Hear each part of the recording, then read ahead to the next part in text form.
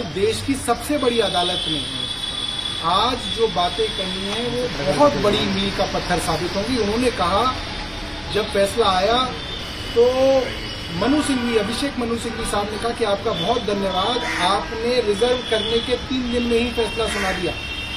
और कोर्ट ने मुस्कुराते हुए कहा it's a matter of somebody's liberty, every day counts. यानी कि कोर्ट इस बात को रिकॉग्नाइज कर रहा है कि आपने बिना ट्रायल के किसी राज्य के उप मुख्यमंत्री को 17 महीने जेल में रख लिया। आपने कहा कि 6 से 8 महीने के अंदर हम ट्रायल कंप्लीट कर देंगे, ईडी ने कहा, और 8 महीने बीतने के बाद आपकी ट्रायल शुरू ही नहीं हुई है।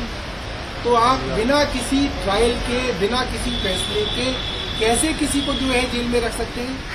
दूसरी बात, उन्होंने सभी हाई कोर्ट्स और लोअर कोर्ट्स, ट्रायल कोर्ट्स को एक सीख देते हुए कहा कि ये एक प्रिंसिपल है, bail is a right, jail is an exception. यानी कि बेल देना किसी का भी हक है, उसको बेल मिलनी चाहिए। आप ऐसे नहीं कर सकते कि आपका मुकदमा शुरू नहीं हुआ और आपने किसी को जेल में डाल दिया। भाई मुकदमा पूरा कीजिए, किसी का गुनाह साबित कीजिए, कन्विक्ट कीजिए, 1 साल नहीं 5 साल की सजा दिलाइए, कोई मना नहीं कर रहा। मगर आपका मुकदमा ही शुरू नहीं हुआ, कोई गुनाह साबित नहीं हुआ, बिना साबित हुए आपने 17 महीने उनको जेल में रख लिया। अब मैं ये जानना चाहता हूँ, अब वो अगर बेगुनाह साबित होंगे तो ये 17 महीने उनको कौन वापस करेगा? क्या ट्रायल कोर्ट वापस कर सकता है?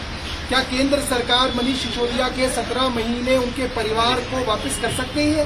नहीं कर सकती है। इसी बात को सुप्रीम कोर्ट ने अंकित किया और कहा कि ट्रायल कोर्ट्स और हाई कोर्ट बेल देने में जो हिचक रहे हैं ये गलत है।